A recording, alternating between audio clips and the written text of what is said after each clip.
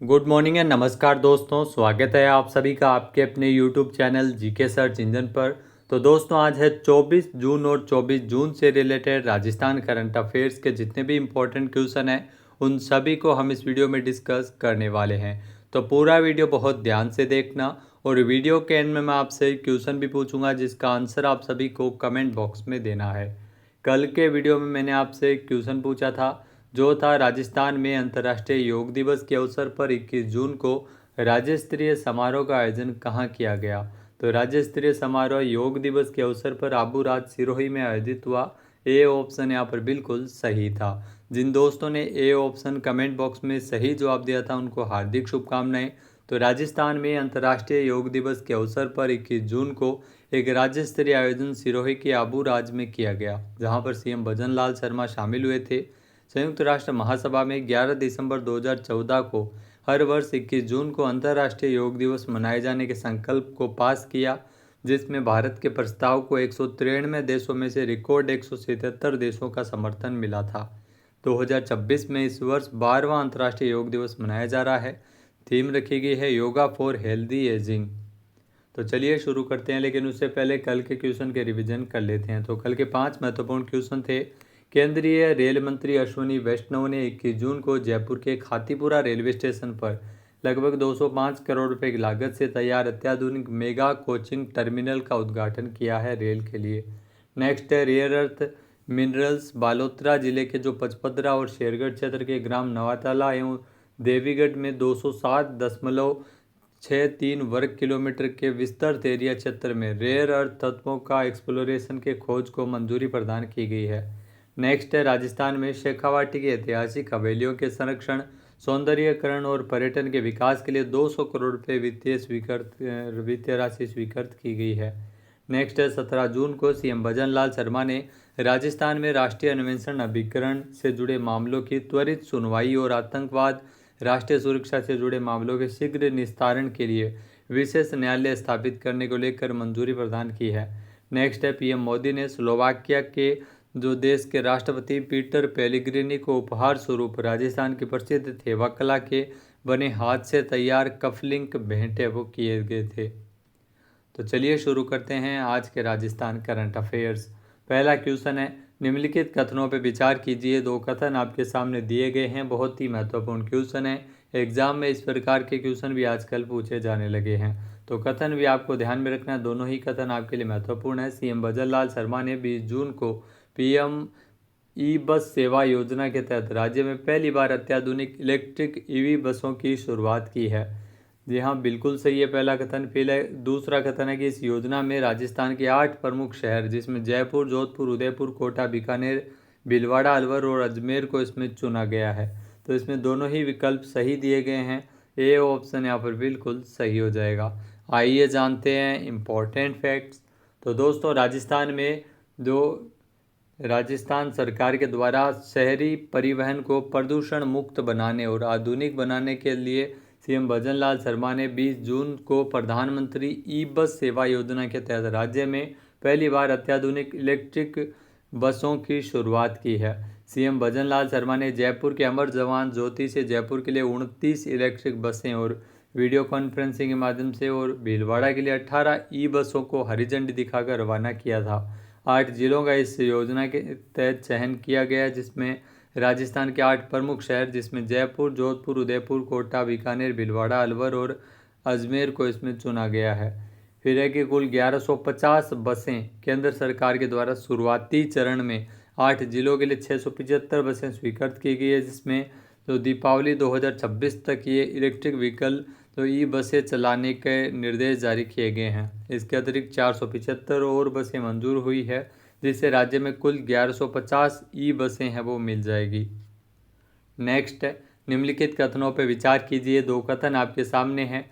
पहला है कि राजस्थान के जोधपुर में देश का पहला मारवाड़ी फैसिलिटेशन सेंटर स्थापित किए जाने के लिए एक ऐतिहासिक पहल की गई है, जो बिल्कुल सही कथन दिया गया है। यहाँ पर ये मारवाड़ी फैसिलिटेशन सेंटर स्थापित होगा, ये बात सही है, लेकिन जोधपुर में स्थापित नहीं होगा, ये जयपुर में स्थापित होगा। तो इस वजह से एक कथन है वो गलत हो गया है। दूसरा कथन है कि ये केंद्र 46 से अधिक देशों में बसे 10,000 से अधिक सदस्यों के लिए, जो मारवाड़ी सदस्य हैं उसके लिए एक मल्टीपल ग्लोबल नेटवर्किंग हब के तौर पर कार्य करेगा। तो ये बिल्कुल सही है। इसमें ध्यान रखना, केवल कथन दो सत्य है। सी ऑप्शन यहाँ पर बिल्कुल सही हो जाएगा। आइए जानते हैं इम्पोर्टेंट फैक्ट्स। तो दोस्तों, मारवाड़ी इंटरनेशनल फेडरेशन के द्वारा जयपुर के जगतपुरा में 4,000 वर्ग मीटर भूमि पर देश का पहला मारवाड़ी फैसिलिटेशन सेंटर, मारवाड़ी प्रवासी भवन स्थापित किया जाएगा। के अंदर दुनिया भर में बसे प्रवासियों को उनकी मातृभूमि से जोड़ने और व्यापारिक नेटवर्किंग को बढ़ावा देने के लिए एक बहुउद्देशीय हब होगा।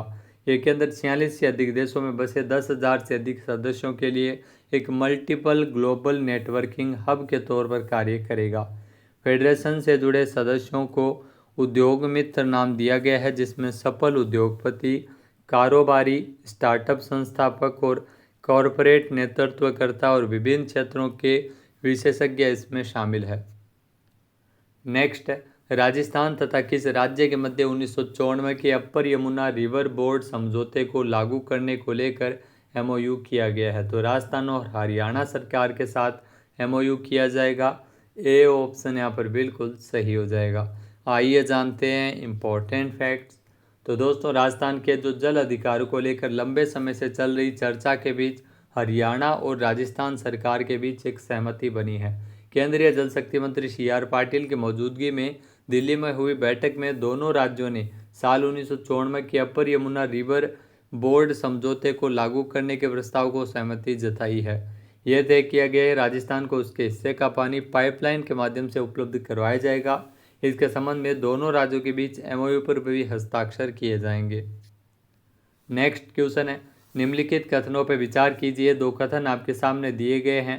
पहला है कि भारत पाकिस्तान की सीमा क्षेत्र में कनेक्टिविटी और सुरक्षा को मजबूत करने के लिए जैसलमेर भामर नई रेल लाइन परियोजना लागू की जाएगी, जो बिल्कुल सत्य कथन दिया गया है।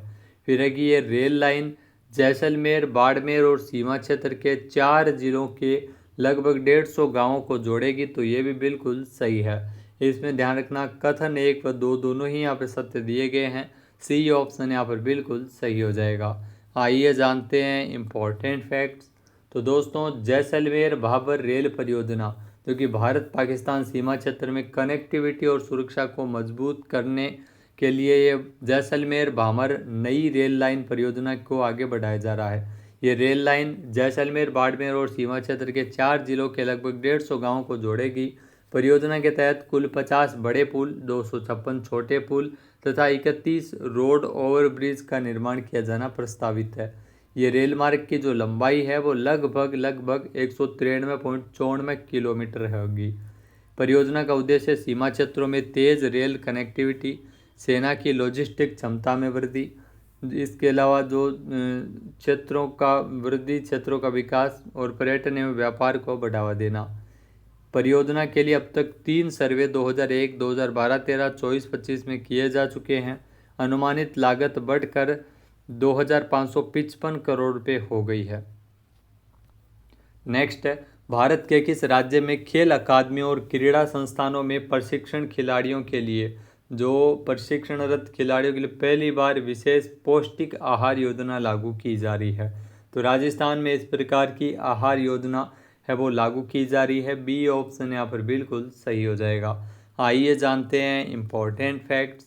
तो युवा मामले एवं खेल मंत्री कर्नल राज्यवर्धन सिंह राठौड़ की पहल पर राजस्थान राज्य क्रीड़ा परिषद के द्वारा संचालित सभी रेल अकादमियों और क्रीड़ा संस्थानों में प्रशिक्षणरत खिलाड़ियों के लिए पहली बार विशेष पौष्टिक आहार योजना लागू की जा रही है।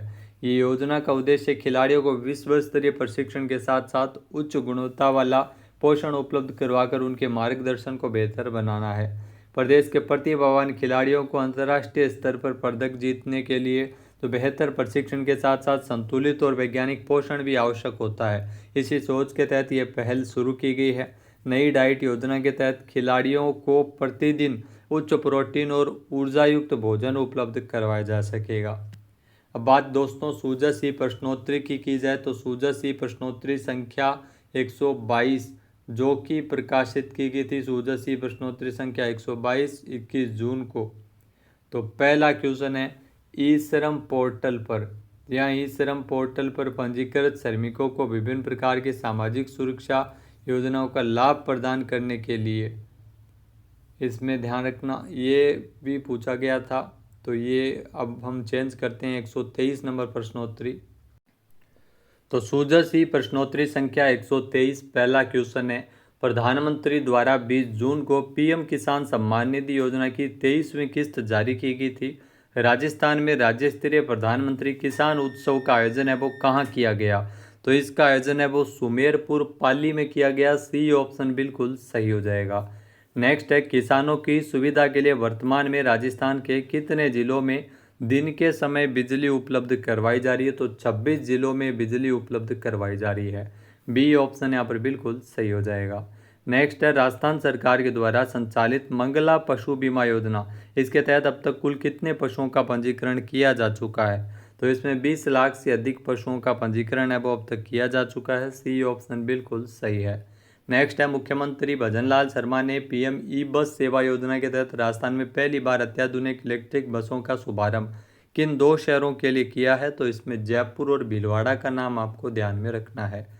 नेक्स्ट है, पंच गौरव योजना में एक जिला एक उपज के तहत प्रतापगढ़ जिले की उपज कौन सी है? तो प्रतापगढ़ जिले की जो उपज है वो कलौंजी है। बी ऑप्शन यहाँ पर बिल्कुल सही हो जाएगा, यानी काला जीरा। अब बात करते हैं आज के हमारे क्विज के, जिसका आंसर आप सभी को कमेंट बॉक्स में देना है। तो आज का क्विज है, राजस्थान में शेखावाटी की ऐतिहासिक हवेलियों के संरक्षण, सौंदर्यीकरण और पर्यटन विकास के लिए सरकार कितनी विशेष वित्तीय सहायता राशि देगी? एक बार फिर से सुनिएगा, राजस्थान में शेखावाटी की ऐतिहासिक हवेलियों के संरक्षण, सौंदर्यीकरण और पर्यटन विकास के लिए सरकार कितनी वित्तीय सहायता राशि है वो प्रदान करेगी? सही आंसर आपको कमेंट बॉक्स में देना है। और अगर ये वीडियो आपको पसंद आए तो इसे आप लाइक और शेयर करना बिल्कुल ना भूलिएगा। चैनल पर नए जुड़े हो, सब्सक्राइब नहीं किया है तो भी सब्सक्राइब बटन पर क्लिक करें। इस वीडियो की जो पीडीएफ फाइल है वो आप वीडियो के डिस्क्रिप्शन बॉक्स से डाउनलोड कर सकते हैं। क्वेश्चन आंसर आप वोट करके भी कर सकते हैं। वीडियो देखने के लिए धन्यवाद। जय हिंद, जय भारत, जय राजस्थान।